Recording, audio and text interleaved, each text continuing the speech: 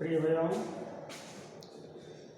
भैयाओं कल आपको जो अगले टर्न पर पढ़ाए थे कक्षा नवम हिंदी कबीर की साखियाँ में पखा पखी के कारणे सब जग रहा गुलाम, उसके बाद का जो साखी है, हिंदू मुआ राम कही मुसलमान खुदाई, कहे कबीर सो जीवता जो दुह के निकट न जाए। प्रिय भैयाओं, इस दोहे में कबीरदास जी हिंदू मुसलमानों को सांप्रदायिक रूढ़िता से ऊपर उठकर भक्ति करने की सलाह दे रहे हैं। उनका मानना है कि हिंदू मुसलमान जो दोनों आपस में सांप्रदायिक तनाव में रहते हैं और रूढ़ियों के कारण आपस में लड़ते रहते हैं, उससे उन्हें ऊपर उठ करके ज्ञान प्राप्त करना चाहिए। जब ज्ञान की प्राप्ति हो जाती है तो जो हिंदू अपने राम की श्रेष्ठता के लिए मर मिटने के लिए तैयार रहते हैं, अपने राम को श्रेष्ठ मानते हैं, उसके लिए जीवन देने के लिए तैयार रहते हैं, प्राण लेने के लिए तैयार रहते हैं, और मुसलमान अल्लाह के नाम पर, खुदा के नाम पर एक दूसरे का प्राण लेने के लिए अपने धर्म पर मर मिटने के लिए तैयार रहते हैं। कबीरदास जी कहते हैं कि जब ज्ञान की प्राप्ति हो जाती है तो जीवात्मा दोनों से ऊपर उठ जाता है और उसके लिए राम और खुदा दोनों एक हो जाते हैं। वो दोनों को एक मानता है क्योंकि ईश्वर एक है। उसकी दृष्टि में, ज्ञानी साधक की दृष्टि में राम और खुदा में कोई अंतर नहीं रह जाता है। ऐसी दृष्टि में कहे कबीर सो जीवता, कबीरदास जी कहते हैं कि वही जीवित रहता है, वही श्रेष्ठ साधक बन करके जीवित रहता है जो दुह के निकट न जाए, जो राम और खुदा दोनों के सांप्रदायिक भेदभाव के पचड़े में नहीं पड़ता है।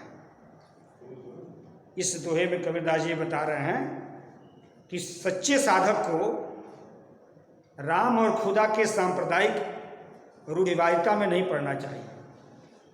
क्यों कि सच्चा साधक जब ज्ञान प्राप्त कर लेता है तो दोनों के सांप्रदायिक भेदभाव को छोड़ करके एक प्रभु, एक ईश्वर की शरण में रहता है, और जो ऐसा करता है वही श्रेष्ठ साधक है।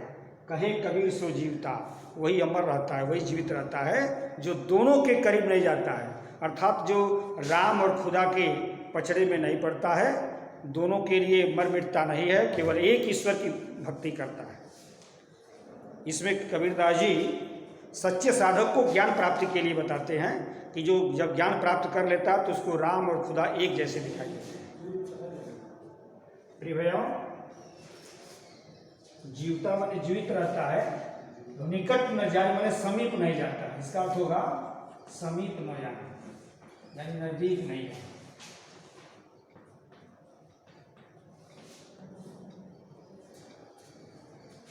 मुआ माने मरता है, मृत्यु प्राप्त करता है।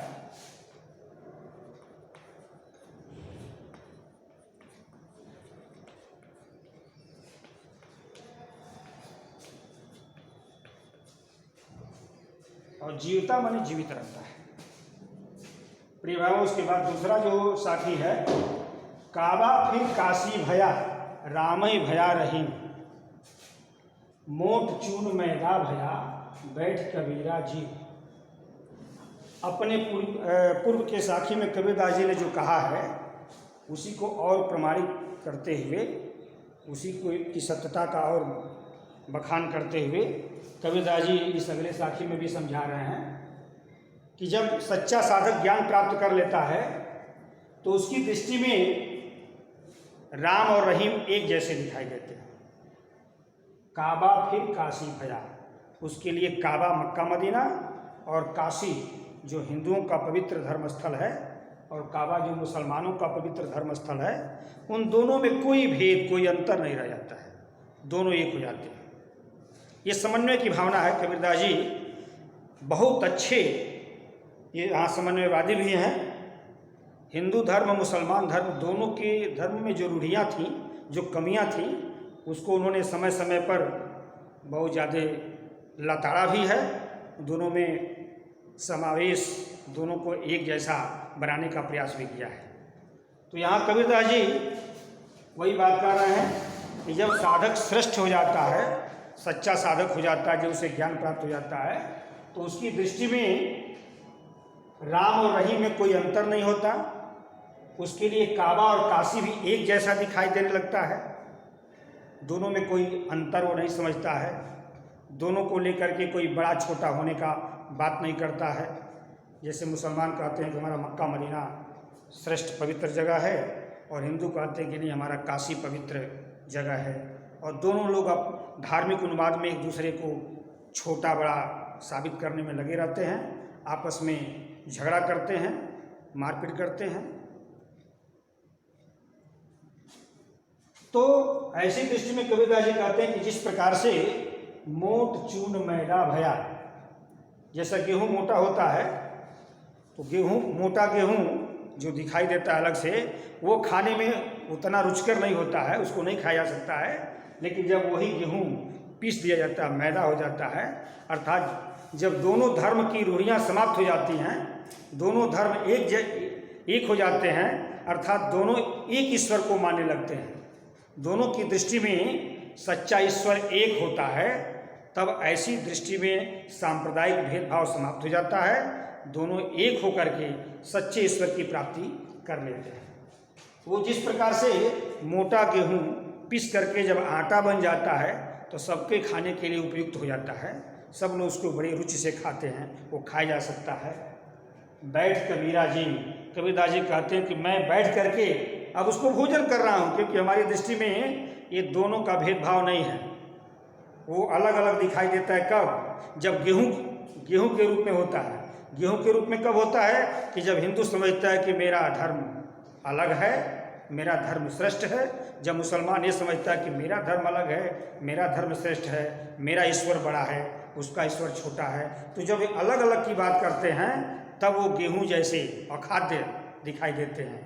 और जब दोनों एक रूप हो जाते हैं, जब दोनों मानने लगते हैं कि दोनों का ईश्वर एक है, तो दोनों में कोई अंतर नहीं रह जाता है। और कबीरदास जी कहते हैं कि जब मैं ये समझ लिया हूँ, मैं तो ये जानता हूँ, इसलिए मैं आराम से बैठ करके भोजन करता हूँ। अर्थात मैं दोनों के ईश्वर को, एक ईश्वर को मानता हूँ, दोनों ईश्वर को मैं समझता हूँ कि एक ही है। इसलिए वो साधकों को भी ये सीख देते हैं कि तुम्हारा अलग अलग ईश्वर नहीं है, ईश्वर तुम्हारा एक है। तुम भी हमारे जैसा समझो इस बात को कि ईश्वर में कोई अंतर नहीं है। तुलसीदास जी ने भी समझ में किया है दोनों में जो है। वो भी कहते हैं कि ईश्वर एक है, वो भी ये नहीं कहते हैं कि किसी का ईश्वर छोटा है, किसी का बड़ा है, ऐसा कोई नहीं, कोई भेद नहीं करते हैं। वो तो अपने धर्म के भी तमाम जो संप्रदाय हैं, उनमें भी एकता का भाव उन्होंने दिखाया है। उसी तरह कबीरदास भी यहाँ हिंदू मुसलमान दोनों की कमियों को, दोनों धर्मों की जो कमियाँ हैं, उसको उन्होंने अपनी ज्ञान के द्वारा दोनों को शिक्षा देने का कार्य किया है और दोनों की कमियों को बताया है। काबा माने मक्का, मक्का मदीना मुसलमानों का पवित्र धर्म तीर्थस्थल है। मक्का मदीना मुसलमानों का पवित्र तीर्थस्थल।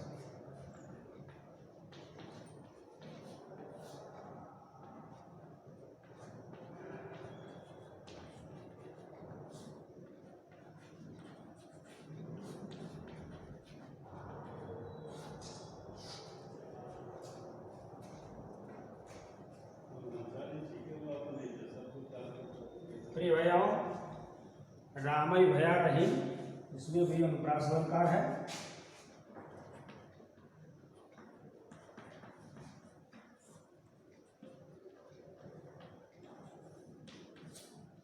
दोहा छंद है।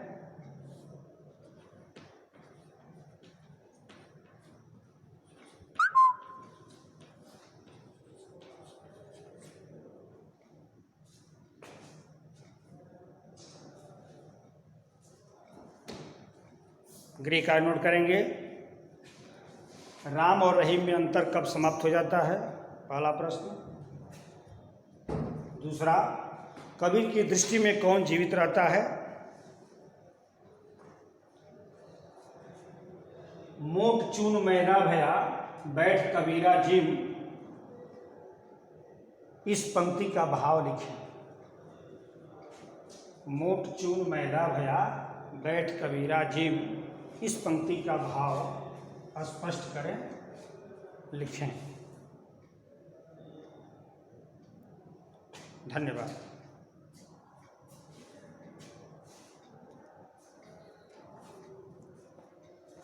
हो गई